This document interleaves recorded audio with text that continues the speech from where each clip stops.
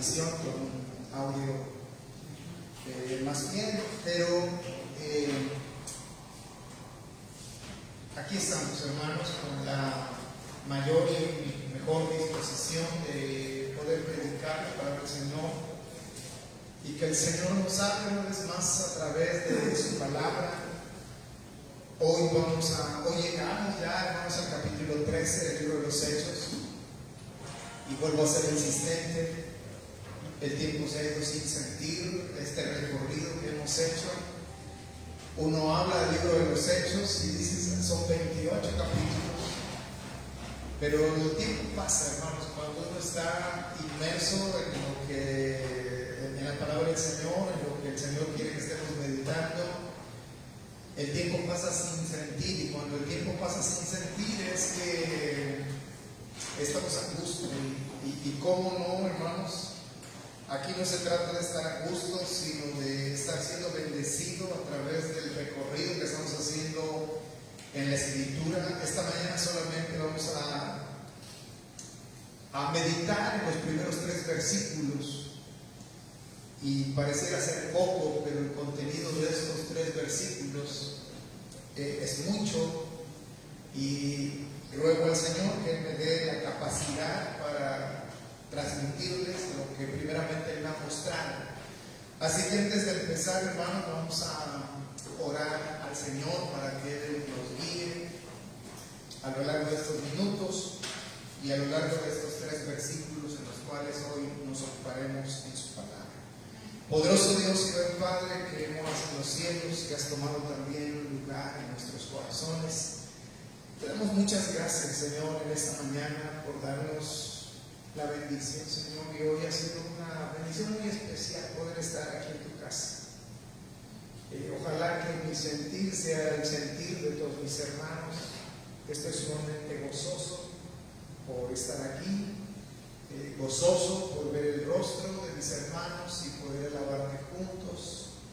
Y Señor, estamos por meditar en tu palabra. Te rogamos que una vez más seas bueno para con nosotros y te manifiestes en nuestras vidas, Señor, y que al final vayamos con un mayor gozo en nuestros corazones, un gozo permanente, como resultado de haber estado en una perfecta comunión contigo, Señor, y habiendo logrado el propósito por el cual hemos venido aquí, que es honrarte y glorificarte, Señor.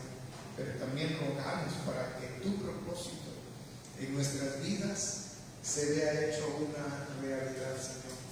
Te damos gracias de manera anticipada en el nombre que es sobre todo nombre, en el nombre de nuestro Salvador, nuestro Señor Jesucristo. Amén. El mensaje de esta mañana, hermanos, se llama enviados por Dios.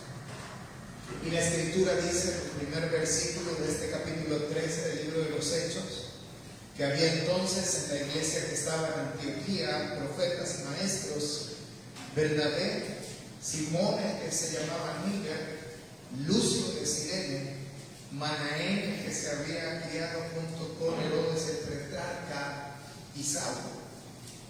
Ministrando estos al Señor y ayunando, dijo el Espíritu Santo: apartadme a Bernabé y a Saulo para la obra a que los he llamado.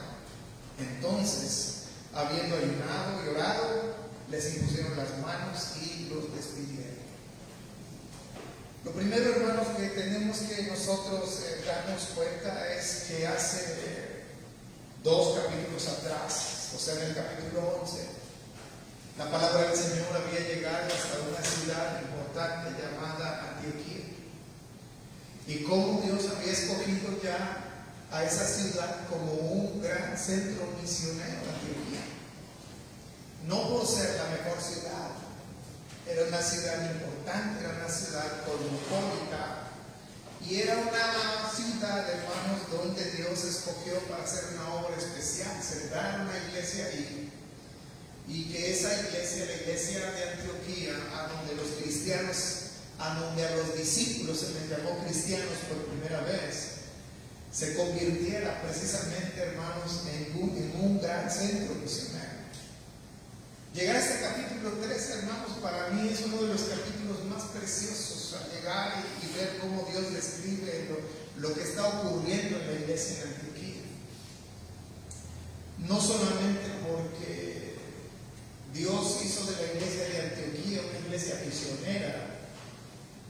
Porque si yo empiezo a comparar o empiezo a asociar lo que Dios nos ha mostrado principalmente dos iglesias.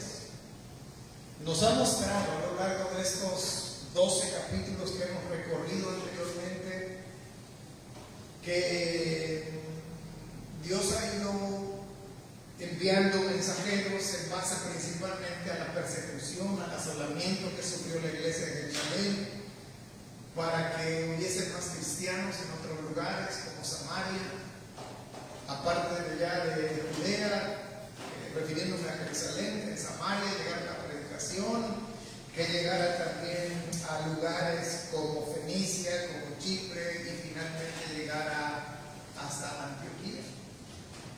Pero lo que podemos observar es que en realidad a lo largo de todos estos capítulos, aunque habla de muchas conversiones, en realidad nos habla de dos grandes iglesias.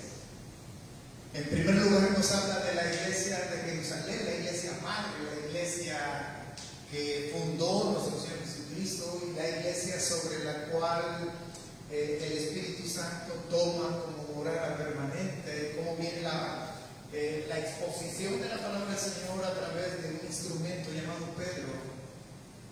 Y como Pedro, lleno del Espíritu Santo, lleno de pasión, predicó poderosos sermones cristocéntricos. Y la conversión fue por miles a los pies del Señor. Y la iglesia creció de una manera exponencial. Pero podemos notar que la iglesia de Jerusalén no fue en cierto sentido una iglesia misionera, fue una iglesia que predicó las buenas nuevas de salvación y Dios derramó su gracia y muchos vinieron a los pies del Señor. Pero llegamos aquí a la iglesia en Antioquía, capítulo número 13, y vamos a notar cómo esa iglesia se convierte en una iglesia misionera. Y esto no es producto de la casualidad. Esto no es producto de una visión. Yo siempre he dicho, hermanos, que una iglesia es como un individuo, es como una persona. Nosotros como personas tenemos nuestros propios rasgos distintivos, nuestra propia personalidad, nuestro propio estilo, nuestra propia forma de hacer las cosas. Y así, hermanos, va ocurriendo también con las iglesias. Las iglesias, cada iglesia local tiene sus rasgos distintivos, cada iglesia local tiene su personalidad, cada iglesia local tiene un propósito definido que Dios ha puesto en la vida de esta iglesia para cumplir. La iglesia de Jerusalén cumplió el propósito que Dios había puesto en ella. Pero ahora Dios lleva su palabra y establece una iglesia en Antioquía. Y ahora esta iglesia, hermanos, es importante en las manos del Señor porque, insisto, la iglesia de Antioquía se convierte en una iglesia misionera. Ahora, antes de hablar de misiones, por eso corté este mensaje hasta el versículo número 3. Porque sin problema, y en algún momento a lo largo de la semana pensé en que analizáramos hasta el versículo 13, 12 probablemente, pero en realidad no quise pasar muy prisa sobre esto que es esencial, que Dios registra en los primeros 3 versículos. Si Dios lo permite, nos da vida. La siguiente semana estaremos viendo del versículo 3 al versículo 13. Lo anuncio, pues si usted quiere leer a lo largo de la semana, pues venga listo. Pero antes de esto, hermanos, dice el versículo número 1, dice que había entonces en la iglesia que estaba en Antioquía profetas y maestros. Si uno no está con esa necesidad, con esas ganas de observar lo que la Escritura nos enseña, hermanos, uno no puede profundizar y sacar provecho a lo que esto implica. Se vino a mi mente de manera inmediata cuando en esa iglesia en Antioquía Dios colocó profetas y maestros.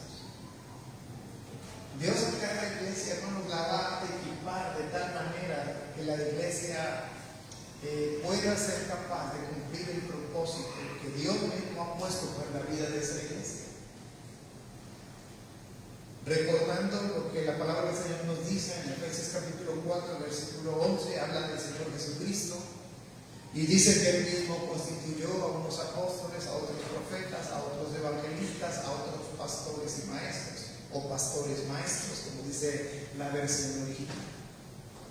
Siempre he dicho, hermanos, que una iglesia con toda esa parte oficial, con esos dones ministeriales que el Señor Jesucristo coloca en cada iglesia, Dios, hermanos, bueno, el Señor Jesucristo, para ser muy específico, el Señor Jesucristo hizo una provisión especial para la iglesia de Antioquía.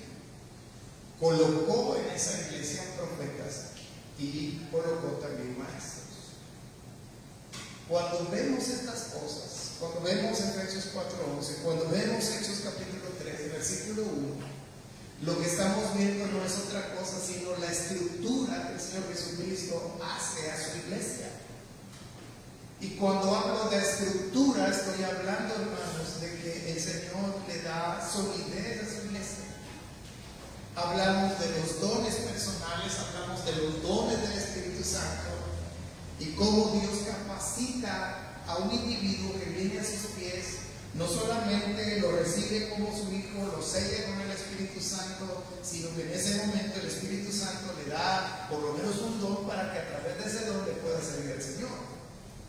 Pero cuando hablamos de la iglesia y cuando el Señor habla de que hay profetas, hay evangelistas, hay maestros, etc., esos son dones, esos son regalos que el Señor Jesucristo le da a la iglesia. En este caso, el Señor Jesucristo a la iglesia de Antioquía le confiere o le da el equipamiento de tener entre ellos a profetas y maestros. Y cuando uno ve la lista, hermanos, que también uno lo lee muy rápido, cuando uno lee los asuntos de los nombres, qué flojera da, pareciera ser que no hay sentido que estén los nombres ahí. Pero como otras tantas veces he hecho resaltar, la escritura ocupa grandes porciones de ella, ocupan nombres de personas. Dios ocupa pocas porciones para hablar de la creación, por ejemplo. Pero Dios ocupa enormes extensiones de su palabra para hablar de nombres de hombres. Porque el propósito de Dios tiene que ver directamente con el hombre. Todos los asuntos evangelísticos de Dios y todo su amor y su gracia y su misericordia y todo el plan de salvación a través de nuestro Señor Jesucristo tiene que ver con el hombre. Y cuando nosotros vemos, por llamarlo de alguna manera, esta pequeña genealogía en el versículo 1 del capítulo 13 del libro de los Hechos, hermanos, tiene que ver de qué manera la palabra del Señor hasta ese momento había derribado, si ustedes me permiten la expresión, había derribado algunos muros que inclusive son étnicos. Porque lo primero que encontramos aquí es a un hombre llamado Bernabé. Para nosotros que hemos venido recorriendo desde el capítulo 2 del libro de los Hechos y analizando este libro semana tras semana, Bernabé ya es un viejo conocido para nosotros. Este Bernabé, ya lo he explicado muchas veces, es aquel hermano de nombre José, que tenía por sobrenombre Bernabé, es aquel hermano que al ver la necesidad que había en la iglesia, él vende sus propiedades y trajo todo lo vendido a los pies de los apóstoles. Y el nombre Bernabé significa hijo de consolación.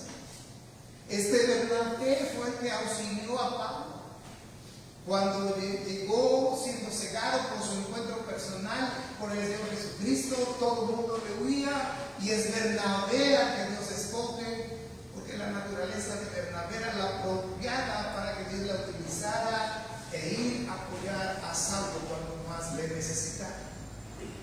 Y nuevamente vemos a este Bernabé, hermanos, ahora siendo miembro de la iglesia en Antioquía.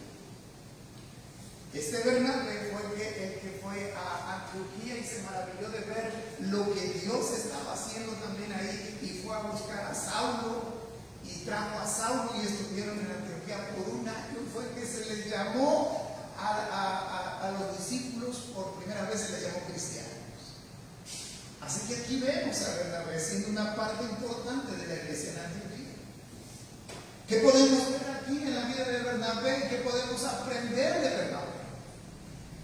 Si hablamos en términos de capítulos, hermanos, Bernabé ha sido un hombre constante.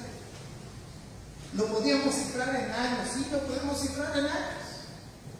Pero ese mismo Bernabé que fue capaz de amar a Dios más que a sus propiedades y venderlas por el beneficio de la obra, vemos que Bernabé sigue siendo constante y al final de cuentas, él, a pesar de los años que han pasado, él sigue estando comprometido con Dios y con su obra como lo fue aquella vez que vendió sus terrenos.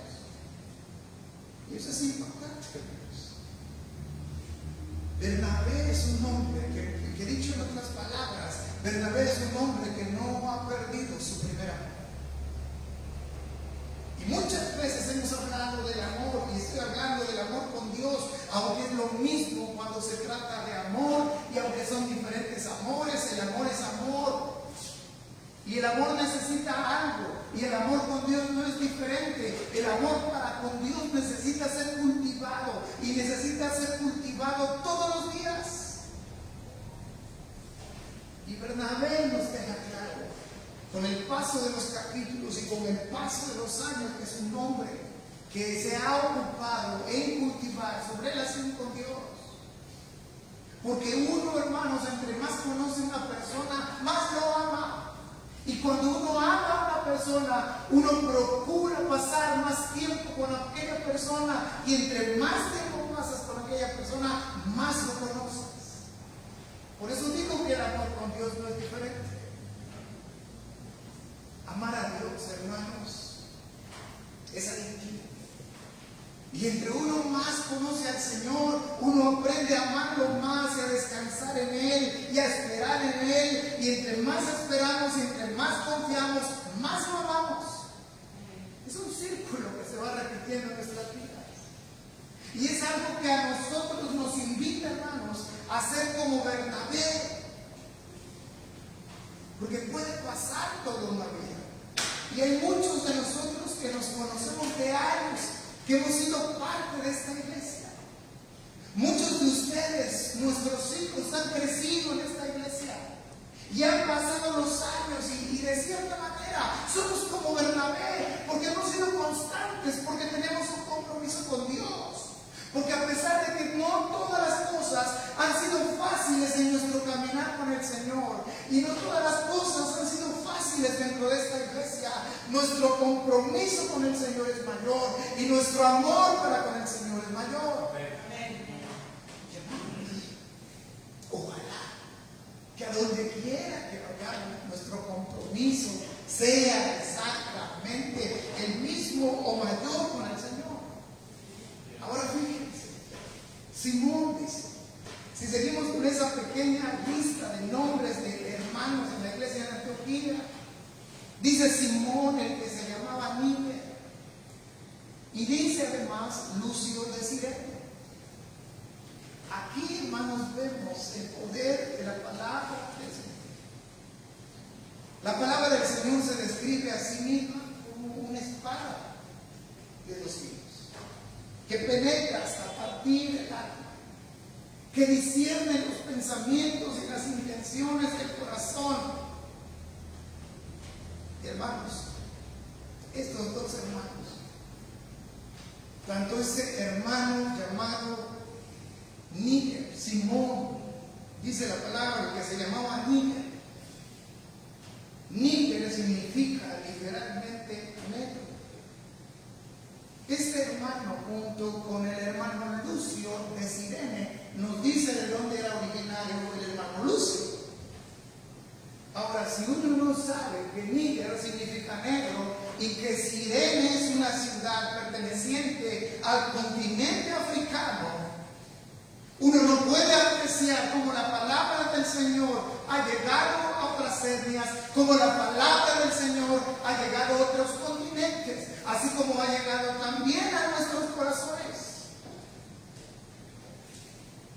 Y me vuelvo a remontar en la historia. Y me vuelvo a remontar en el relato bíblico cuando hablé de aquel eunuco funcionario de Candace. Yo les decía que aquel hombre era de origen etíope. Y les dije que la palabra del Señor muy probablemente había llegado al corazón de este hombre desde siglos atrás, cuando la reina de Sabá visitó a Salomón y fuimos allá al libro de los Reyes, cómo esta mujer se maravilla de la grandeza que Dios había otorgado a su hijo Salomón. Y ese hombre, al regresar de Jerusalén, porque fue a adorar a un Dios que no conocía, este hombre etíope conoce al Señor a través de Felipe, que es el instrumento que Dios ocupa para predicarle acerca del Señor Jesucristo. Pero la influencia del etíope seguramente impactó la vida de un hombre como es el hermano Simón, que se llamaba Níger, y también el hermano Lucio, originario de Cirene. Y ahí están siendo parte, hermanos, de la iglesia de Antioquía. Pero la sorpresa no termina ahí, porque inmediatamente la Escritura nos menciona un hombre de nombre Manaén. Y lo más increíble, hermanos, es que el Evangelio del Señor no solamente traspasa fronteras, sino que la palabra del Señor también es capaz de traspasar las esferas, los estratos más altos de la sociedad.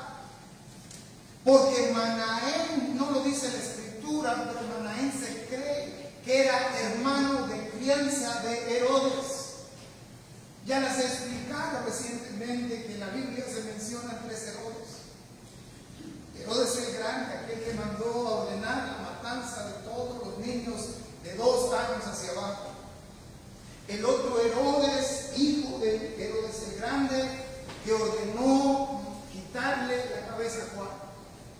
Y este Herodes que apareció en el capítulo 12, nieto de Herodes el Grande, este hombre Herodes que permitiendo que el pueblo le honrara, que le diera gloria a él, Dios le hirió a través de un ángel y muere comido por gusanos. Este hombre, hermanos, Manaén, se crió junto con Herodes el Tetrarca. Ahora ustedes saben, hermanos, y es lógico pensar, aunque siempre en toda regla hay sus excepciones. Generalmente cuando las personas tienen todo lo que su corazón sea capaz de desear, el hombre entonces difícilmente se va a dar cuenta que tiene una necesidad que el dinero no es capaz de satisfacer. Yo sé que en la Escritura hay hombres ricos que son siervos fieles del Señor. Pero son casos extraordinarios y casos que son contados y casos que quizás podríamos decir nos sobran dedos de las manos. Pero la palabra del Señor llegó a un hombre tan importante, tan influyente y probablemente rico como Manaén, que fue hermano de crianza de Herodes. Un caso como el de Moisés, me atrevería a decir. Porque Moisés fue el hijo adoptivo de la hija de Faraón, o sea, nieto de Faraón. Y dice Hebreos que él prefirió los vituperios que las riquezas de los egipcios.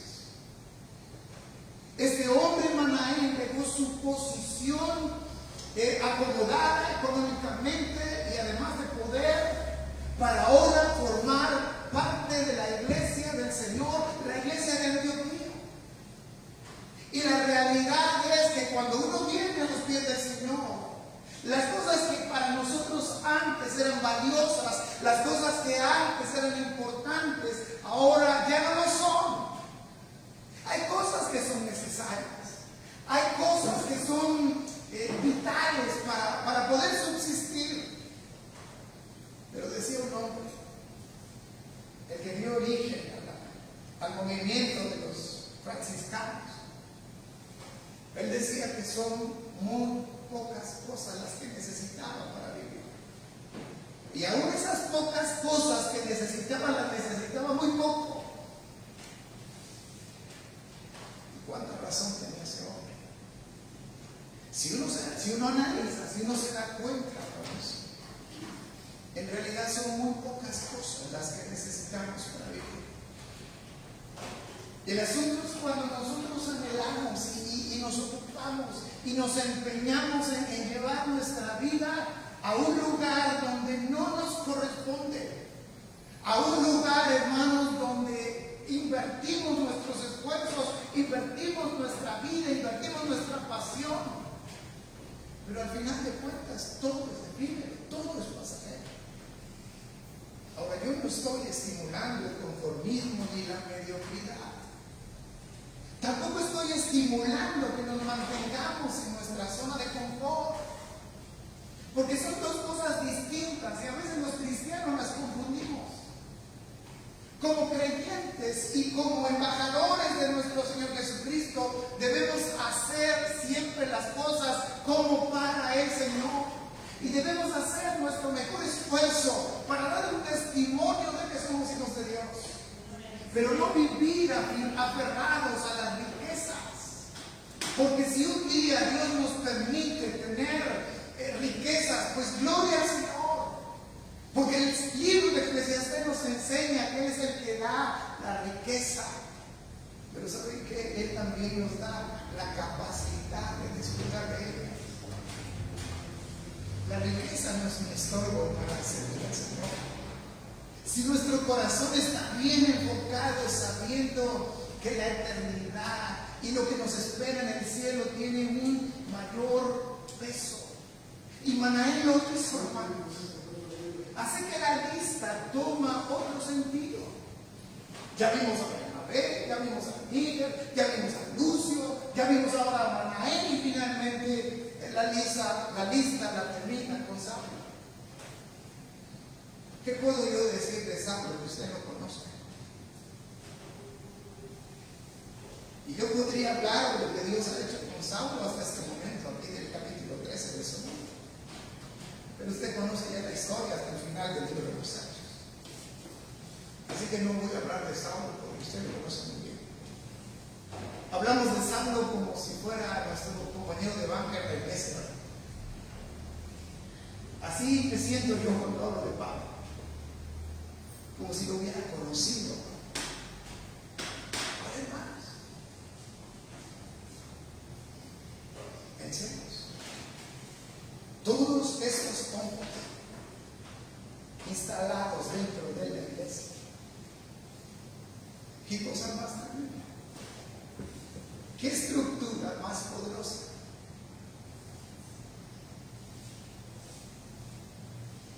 Ahora ya no es muy común.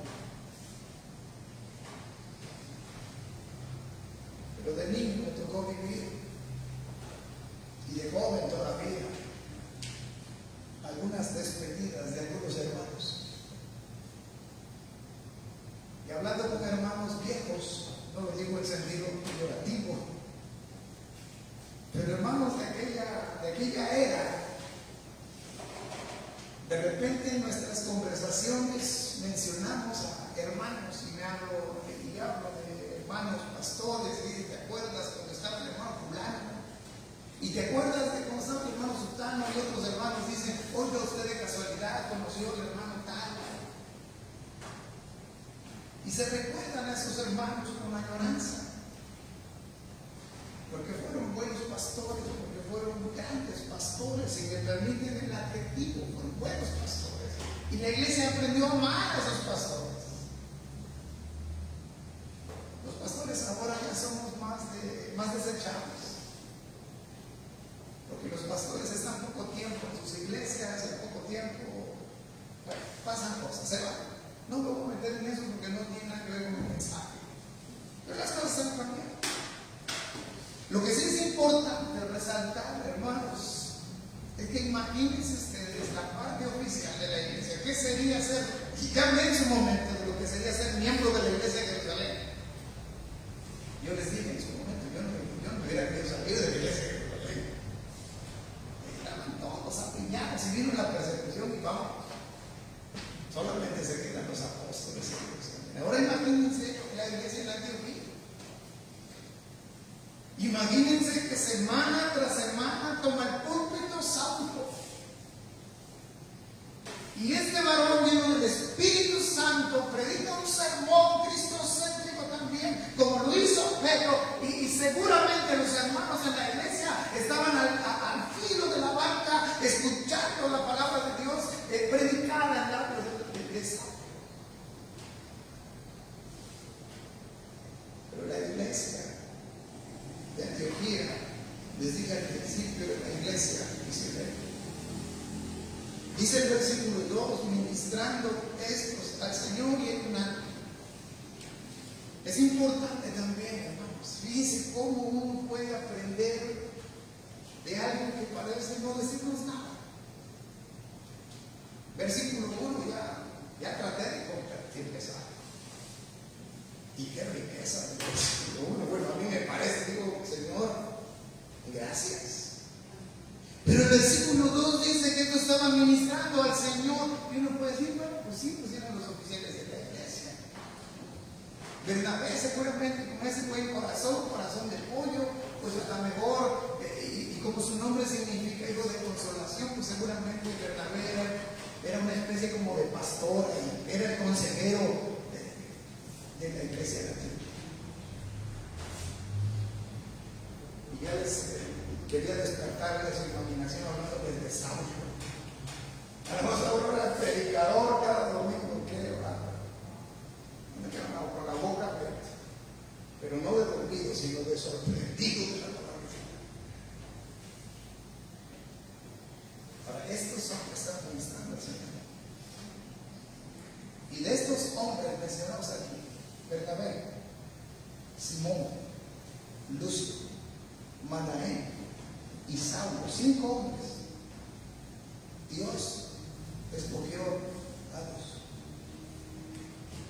Pero lo que quiero hacer notar es que estos 5 hombres estaban sirviendo al Señor. ¿Y qué nos enseña esto? Que Dios nunca va a ocupar a gente floja. ¿Sí me explico? Dios nunca va a ocupar a gente floja. Dios siempre va a llamar a nuevos cargos, a nuevos ministerios, a gente que está comprometida y ocupada con su obra. Porque Dios es un Dios misionero. Porque Dios es un Dios que no patrocina a los desocupados. Y estos 5 hombres estaban ocupados en la obra y estaban comprometidos con la obra, llamaban a la obra. Y de esos 5 hombres Dios escogió a 2. Ahora, estos hombres no solamente estaban sirviendo al Señor, si se dan cuenta, no dice la palabra del Señor, servían a la iglesia. No dice que ministraban a quién, al Señor. Obviamente, cuando las cosas que se hacen para el Señor. En este caso, la iglesia de Antioquía era bendecida por ese servicio que ellos ofrecían al Señor. ¿Me explico? Ahora, esta iglesia era una iglesia, hermanos, que también se ocupaba, como vamos a ver más adelante, de depender del Señor. Estos 5 hombres ministraban al Señor, pero además ayunaban. Y eso también, hermanos, trae una profunda enseñanza, una profunda reflexión.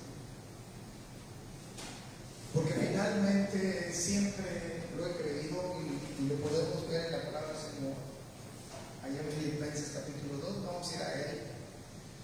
Pero hay 2 grandes formas, hay 2 formas de hacer la obra del Señor. Una, lo podemos hacer en el Espíritu, o 2, lo podemos hacer en la carne. No hay más. No importa qué hagas, pero solamente hay 2 formas de hacerlo. Yo predico y enseño la palabra del Señor, y hay 2 formas en que puedo hacerla. Si alguien canta, por ejemplo, no le quiero echar pedrada a los cantantes de aquí, hay 2 formas de hacerlo: en el Espíritu o en la carne. A los hermanos que están ocupados en discipular a nuevos creyentes, y a los hermanos que están ocupados en compartir la palabra del Señor, aquellos que no lo conocen, también tienen 2 formas de hacerlo nada más. O es en el espíritu, o es en el carne.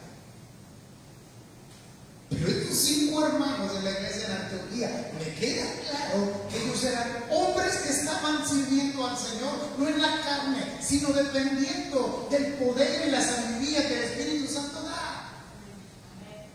Porque no solamente estaban sirviendo, sino que ellos estaban ayunando. Un privilegio que hoy la iglesia tiene en desuso. Porque seamos honestos. Si la iglesia del Señor actual, para el siglo XXI, poco ora, ¿ustedes creen que se van a molestar en ayunar? Porque siempre hay apetito. A veces uno se está levantando, casi todavía te abre los ojos y ya tiene un hambre. Que siente uno que está siendo devorado por dentro. Y urge comer algo porque si no se me baja la presión, me pongo de mal humor, me da el camafá, tengo que comer algo. Entonces, ¿cómo pensar en el ayuno? Pero estos hombres sí lo estaban haciendo. Ahora, cuando un liderazgo en este caso está dependiendo del Señor, ellos van a entender claramente. Cuando una iglesia está dependiendo del Señor, la iglesia va a entender claramente cuando Dios le está hablando a esa iglesia.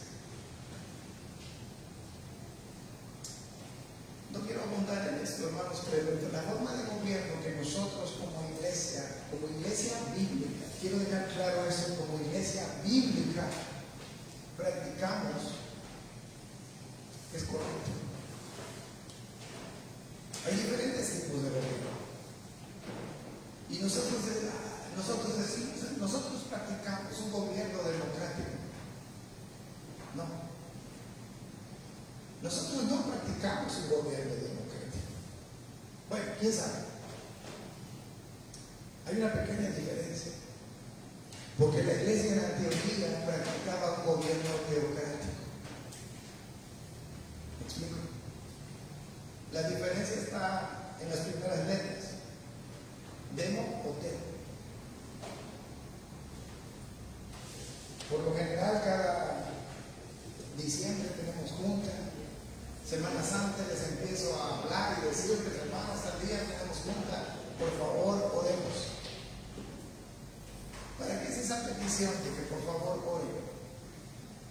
Para que cuando celebremos nuestra sesión parlamentaria, vamos a hablar elegantemente,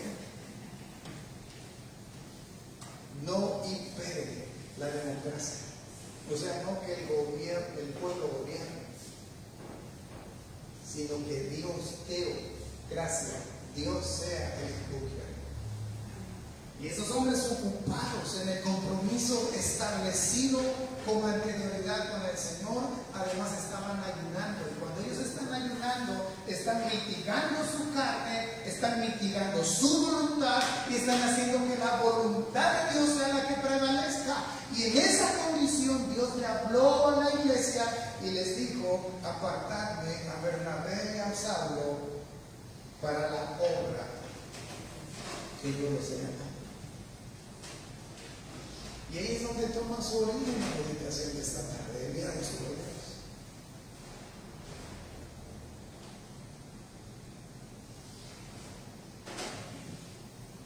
Hay mucha gente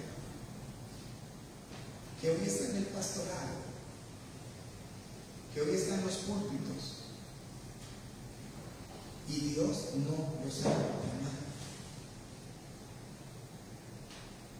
Y cuando alguien no es llamado, ese alguien no está equipado.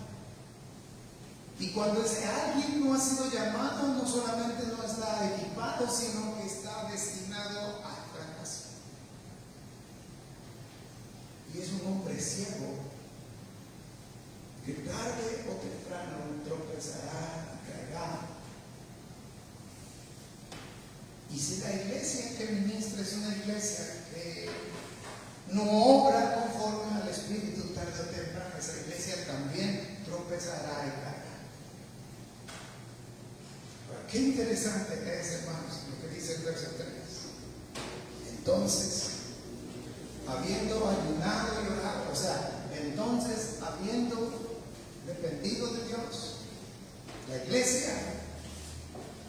¿Qué sucedió? Les impusieron las manos y los despidieron. Dios tiene una forma especial y específica de obrar.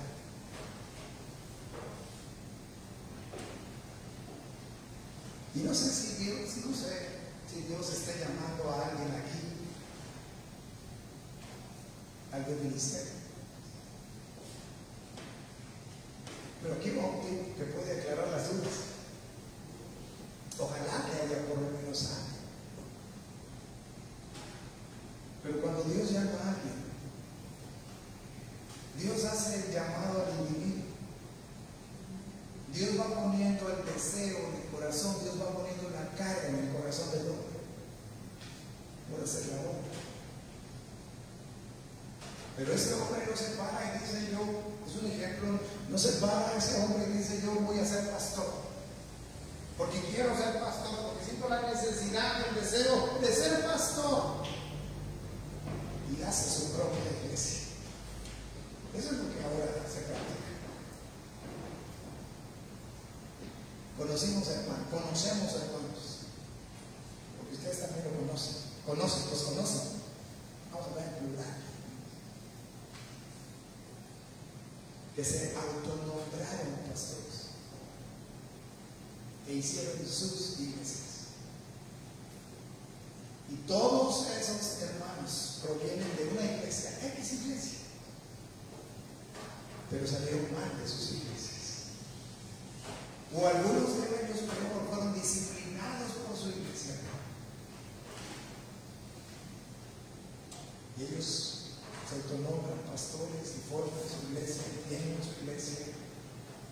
Y la locura es tal y el desorden es tal, porque Dios es un Dios de orden, que algunos de ellos dicen que hay que modernizar las cosas como se hacen en la iglesia. Y digo, ¿qué cosa? Oye, pero si ellos militaron en la iglesia de bautistas, estoy tratando de no ser tan obvio. Que nos salga de aquí, por favor. Ay, se está transmitiendo, se me olvidó. Es la verdad se tiene que decir. Nadie se tiene que atrever a decirla. Ya por ahí alguien me dice que como ya estoy envejeciendo, me estoy volviendo imprudente. No les voy a decir quién es. Pero estamos acostumbrados a bueno, sigamos adelante. Les impusieron las manos. ¿Quién les impuso las manos? Miren, Dios escogió a Bernabé y a Saulo. Vamos a ver. Y a ellos dos les impusieron las manos. La pregunta es: ¿quién les impuso las manos? La respuesta es simple, hermanos: la iglesia. La iglesia les impuso las manos. Es lo mismo que ocurre hoy. Cuando alguien es llamado para el ministerio, el llamado no solamente lo siente el individuo, la persona, es confirmado por la iglesia. ¿Me explico? Y no voy a abundar en ello, solamente digo esto y ponga atención. La voluntad de Dios se expresa a través de su iglesia.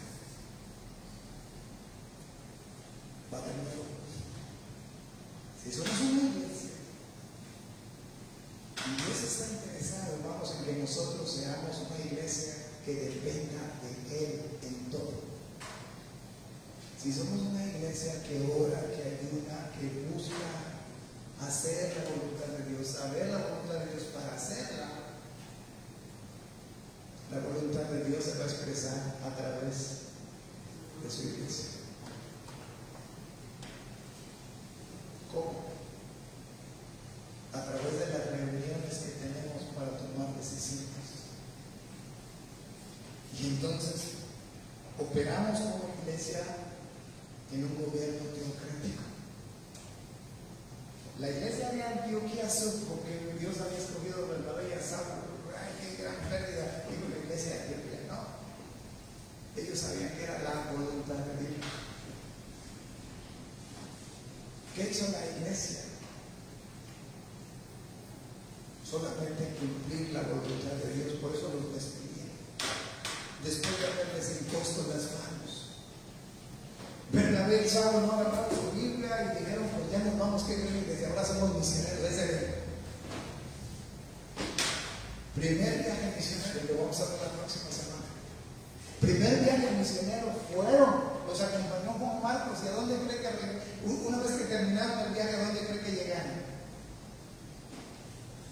A su iglesia, a Antioquía. Cuando empezó el segundo viaje misionero de Pablo, porque dentro de algunos versículos ya no se va a llamar a Saulo, ahora sí se va a llamar Pablo. ¿De dónde cree que salieron, hermanos? De Antioquía, de la iglesia. Porque Dios obra, por favor. Yo decía: métase eso en la cabeza, no, métase en el corazón. Dios siempre obra a través de su iglesia local. Aquí en Veracruz, hermano, pasan disque misioneros, pero al por mayor aquí. Obviamente piden, pasan solicitando ayuda. Y se presentan con unas credenciales que ni ellos se le creen. Y decimos: está muy bien. Bueno, me toca a mí decirles, historiar con ellos. Y en unas 2 o 3 preguntas quedan automáticamente descalificadas. Es mentira lo que dicen. O no precisamente mentira, no están procediendo bíblicamente. Y es muy sencillo preguntar: ¿cuál es tu iglesia? Segunda pregunta: ¿eres miembro de esa iglesia? ¿Cuántos años tienes ahí? ¿Cómo se llama tu pastor? ¿Me puedes dar su dirección? ¿Me puedes dar su teléfono? Quiero hablar con él. Algunos hasta me han proferido maldición. Y digo: ¡ay, mira el misionero! Es muy simple. Pero ¿cómo ya hay tanta hambre de recibir gente en las iglesias y no se pregunta nada?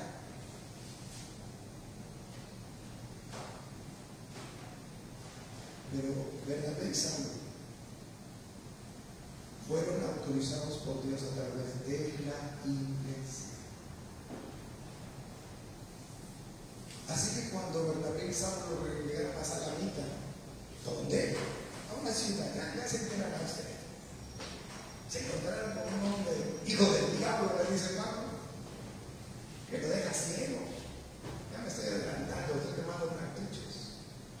Vamos a suponer que les preguntaron: bueno, ¿y ustedes de dónde vienen? ¿De dónde son partes? Se vienen a encontrar con un avión ahí. ¿Quién los patrocina? Pues la iglesia de la Antioquía.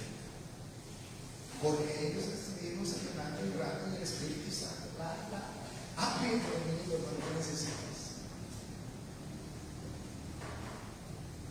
Es importante, hermanos, tomarnos el tiempo en todo momento para ser enviados por Dios.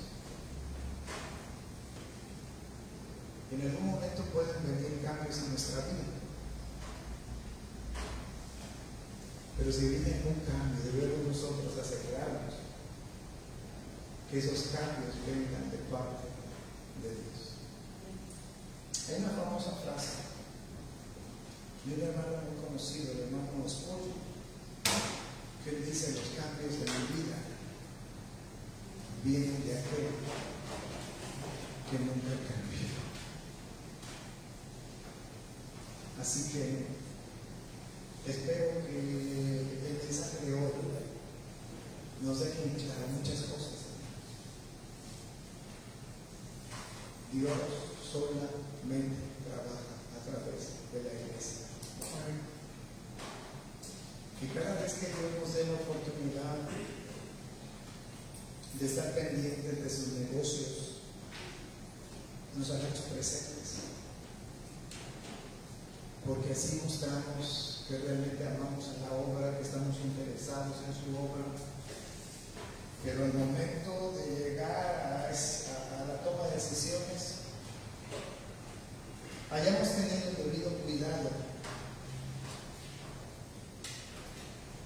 de indagar cuál es la voluntad de Dios. Y si nosotros caminamos bajo la voluntad de Dios, habrá bendición. Si hablamos humanamente, tendremos asegurado el éxito. Ahora, fíjense cómo este principio, que es aplicable para la iglesia, también puede ser aplicable para nuestra familia. Porque a veces tenemos oportunidad de tomar el camino de la izquierda o de la derecha, pero no dependemos de Dios. No invertimos tiempo buscando saber cuál es la voluntad de Dios para nuestras vidas. A lo mejor hasta sacamos una moneda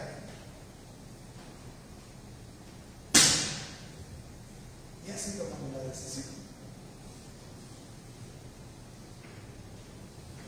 Pero así como podemos tomar decisiones como iglesia, como familia, ¿acaso no será aplicable en lo individual?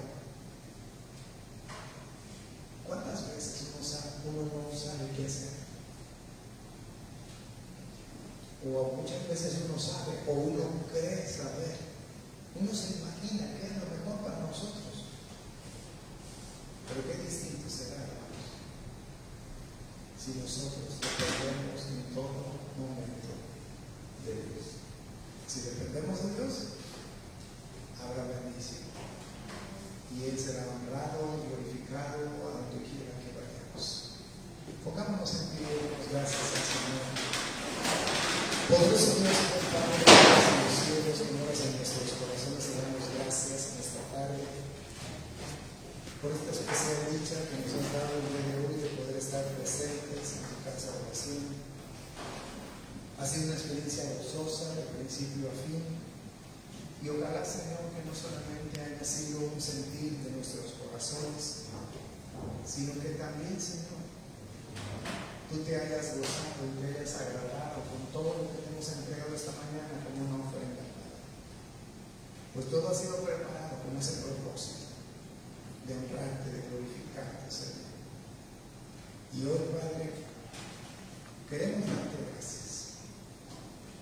Bueno, yo quiero darte gracias y ojalá que alguien más quiera darte gracias también junto conmigo por haber dirigido nuestros pasos un día para ser parte de esta iglesia, Señor. Yo vivo bajo la convicción de que esta iglesia es una verdadera iglesia, pero también vivo bajo la convicción de que fuiste tú el que me trajiste a este lugar. Y no me cansaré de alabarte y de glorificarte, Señor, porque esta iglesia ha sido una bendición para mí, pero también para la vida de mi esposa, también para la vida de mis hijas, Señor. Gracias. Gracias por todos los hermanos que en algún momento fueron parte de esta iglesia, y gracias por los que hoy son parte de ella, Señor. Gracias porque a través de sus vidas tú me has enseñado tanto, Señor. Y algunas de esas enseñanzas han sido dolorosas, tristes, pero de todo tú me has permitido aprender, Señor. Y pongo en tus manos una vez más, con todo mi corazón, Señor, y sinceramente lo digo, la vida de todos los que conformamos esta iglesia, Señor. Gracias por la manera como tú has querido lograr nuestras vidas. Gracias por traernos a una iglesia doctrinalmente sana hasta el día de hoy, Señor. Gracias porque podemos ver claramente cómo tu propósito se va cumpliendo, Señor. Al pasar de las semanas, de los días, de los meses, de los años. Y muchos tenemos años de ser parte de esta iglesia, Señor, y nos has permitido ser parte de una familia. Gracias por bendecirnos de manera tan rica como lo has hecho, Señor. Solamente permítenos que nosotros a su vez vamos a ser de bendición para los que tú vayas añadiendo, Señor. Danos la capacidad de amarnos, Señor, como tú nos has amado, Padre. Tú conoces nuestros corazones y sabes que te amamos, Señor. Gracias por darnos ese alto compromiso, como le diste a Bernabé. Gracias porque nos trajiste de otros lugares, de otros estratos espirituales, Señor, con otras formaciones, como lo hiciste con Miguel, como lo hiciste con Lucio, Señor. Gracias, Padre, porque quizás alguno de mis hermanos ha logrado con creces los deseos de su corazón, Señor, y ha alcanzado el éxito en lo profesional, en lo económico, pero eso no ha sido impedimento para encontrarse contigo, Señor. Gracias porque quizás alguno de nosotros son como Saulo, un perseguidor de tu iglesia, un merecedor de tu gracia, Señor. Pero nos has agrupado en esta iglesia, en este cuerpo local llamado Berea, Señor. Y conoces nuestras deficiencias, Señor. Y te ruego, Padre, que sigas teniendo en tus manos la vida de esta iglesia. Y que todos estemos bien dispuestos a hacer la parte que nos corresponde para la honra y gloria de tu nombre, Señor. Oro por las iglesias asociadas en el estado de Chiapas, en el estado de Hidalgo, en el Distrito Federal, el estado de México, en Hidalgo, allá en el norte, en Monterrey, etcétera, Señor. Sé con todas las iglesias asociadas y sus misiones. Sé con la Asociación Bautista de América, Señor, y todos sus esfuerzos para predicar tu palabra. Sé con las demás iglesias, Señor. Esas iglesias verdaderas, donde quiera que se encuentren. Que sea tu buena mano la que siga dirigiendo y sosteniendo la vida de tus iglesias, Señor. Despídenos en paz, Señor, que todo sea para la honra y gloria de tu nombre, de Cristo Jesús, nuestro Señor y Salvador. Amén. Que Dios nos siga